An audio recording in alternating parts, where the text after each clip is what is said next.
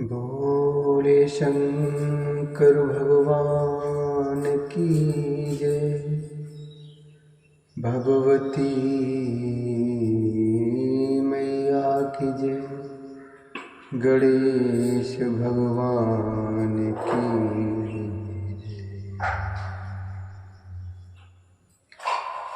श्री शिव महापुराण के अंतर्गत रुद्र संहिता जो कि द्वितीय संहिता है और इसके खंड युद्ध खंड जो कि पंचम खंड है, इसके अध्याय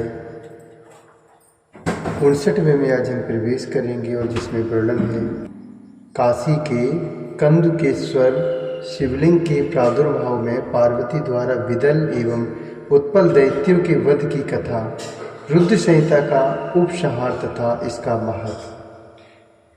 शरद कुमार बोले, हे व्यास जी, अब आप प्रेम पूर्वक शिव जी के उस चरित्र को सुनिए जिस प्रकार उन्होंने संकेत द्वारा दैत्य को बताकर अपनी प्रिया से उस दैत्य का वध कराया था। पूर्व समय में विदल तथा उत्पल नामक दो महाबली दैत्य थे।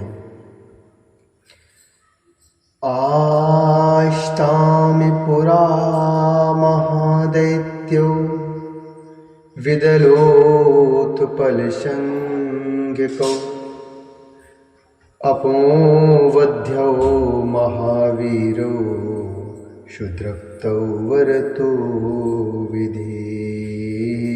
शूद्रक्तो वरतो विधि।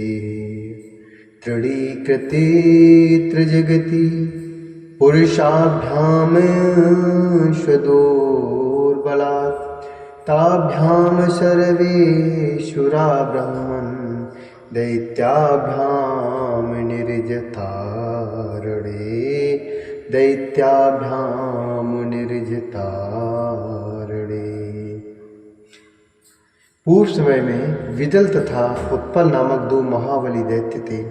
वे दोनों ही ब्रह्मा जी के वर से मनुष्यों से वध न होने का वर पाकर बड़े पराक्रमी तथा अभिमानी हो गए थे। हे ब्रह्मन, उन दैत्यों ने अपनी भुजाओं के बल से तीनों लोकों को तृणवत कर दिया तथा संग्राम में संपूर्ण देवताओं को जीत लिया। उन दैत्यों से पराजित हुए सब देवता ब्रह्मा जी की शरण में गए और आदर से उनको विधि पूर्वक प्रणाम कर उन्होंने दैत्यों के उपद्रव को कहा। तब ब्रह्मा जी ने उनसे यह कहा कि ये दोनों दैत्य निश्चय ही पार्वती जी द्वारा मारे जाएंगे। आप सब पार्वती सहित शिव जी का भली भांति स्मरण करके धैर्य धारण कीजिए। देवी सहित भक्त वत्सल तथा कल्याण करने वाले भी परमेश्वर बहुत ही शीघ्र आप लोगों का कल्याण करेंगे। शरद कुमार बोले, तब देवताओं से ऐसा कहकर वे ब्रह्मा जी शिव का स्मरण करके मौन हो गए और वे देवता भी प्रसन्न होकर अपने अपने लोक को चले गए। तत्पश्चात शिव जी की प्रेरणा से देवर्षि नारद जी ने उनके घर जाकर पार्वती की सुंदरता का वर्णन किया। तब नारद जी का वचन सुनकर माया से मोहित विषयों से पीड़ित तथा पार्वती का हरण करने की इच्छा वाले उन दोनों दैत्यों ने मन में विचार किया कि प्रारब्ध के उदय होने के कारण हम दोनों को वह पार्वती कब और कहाँ मिलेगी। किसी समय शिव जी अपनी लीला से विहार कर रहे थे। उसी समय पार्वती भी कौतुक से अपनी सखियों के साथ प्रीत पूर्वक शिव जी के समीप कंदुक क्रीड़ा करने लगी।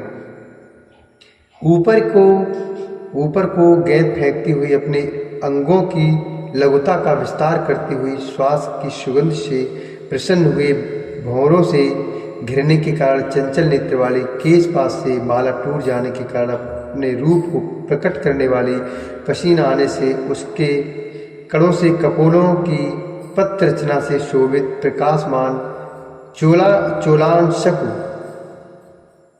प्रकाशमान चोलांशुक अर्थात कुर्ती के मार्ग से निकलती हुई अंक की कांति से व्याप्त शोभायमान गेंद को ताड़न करने से लाल हुए कर कमलों वाली और गेंद के पीछे दृष्टि देने से कंपायमान भौं रूपी लता के अंचल वाली जगत की माता पार्वती खेलती हुई दिखाई दी।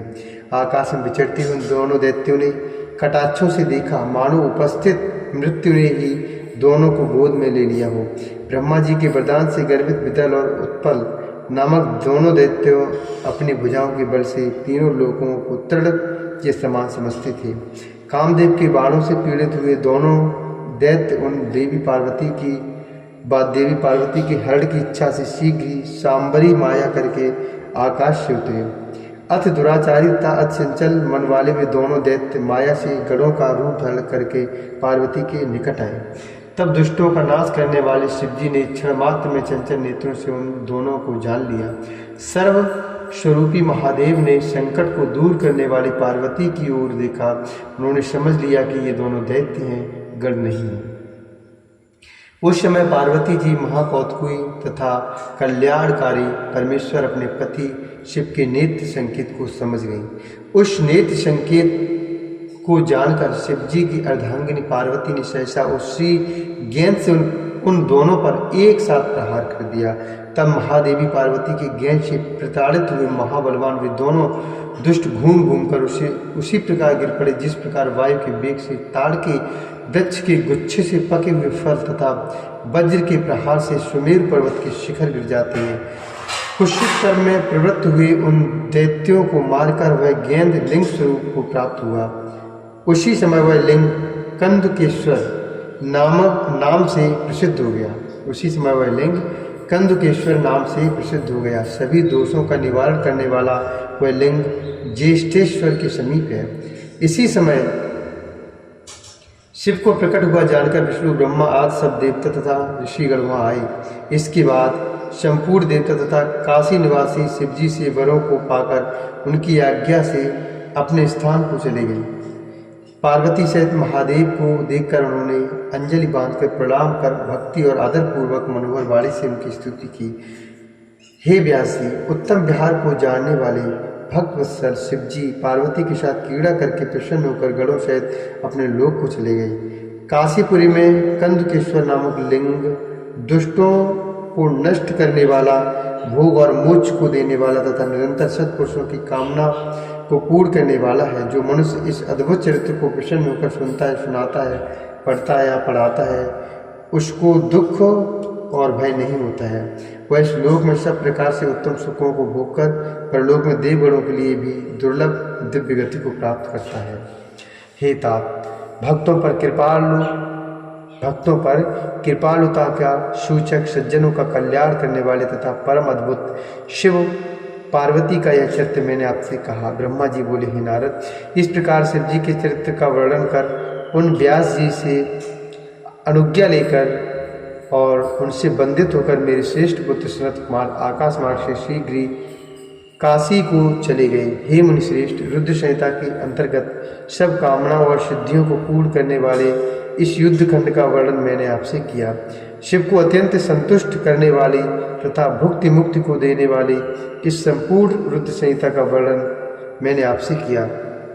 जो मनुष्य शत्रु बाधा का निवारण करने वाली इस रुद्र संहिता को नित्य पढ़ता है, वह संपूर्ण मनोरथों को प्राप्त करता है और उसके बाद मुक्ति को प्राप्त कर लेता है। सूत जी बोले, इस प्रकार ब्रह्मा के पुत्र नारद जी अपने पिता से शिव जी के परम यश तथा शिव के शत नामों को सुनकर कृतार्थ एवं शिव अनुगामी हो गए थे। मैंने यह ब्रह्मा और नारद जी का संपूर्ण संवाद आपसे कहा। शिव जी संपूर्ण देवताओं में प्रधान हैं। अब आप और क्या सुनना चाहते हैं? इस श्री शिव महापुराणे द्वितीयाम रुद्र संहितायां पंचमे युद्ध खंडे विदलोत्पलय दैत्यवध वर्णनम नामैकोनषष्टितमोध्याय।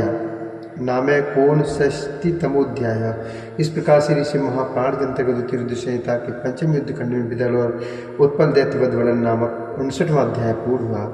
इस ऋषि महापुराणे द्वितीयाम रुद्र संहितायां पंचमो युद्ध खंडः समाप्तियम द्वितीय रुद्र संहितायां। श्री शिव महापुराण प्रथम खंड पूर्वार्ध संपूर्ण। बोले शंकर भगवान की जय, श्री हरि नारायण भगवान की जय, भगवती मैया की जय।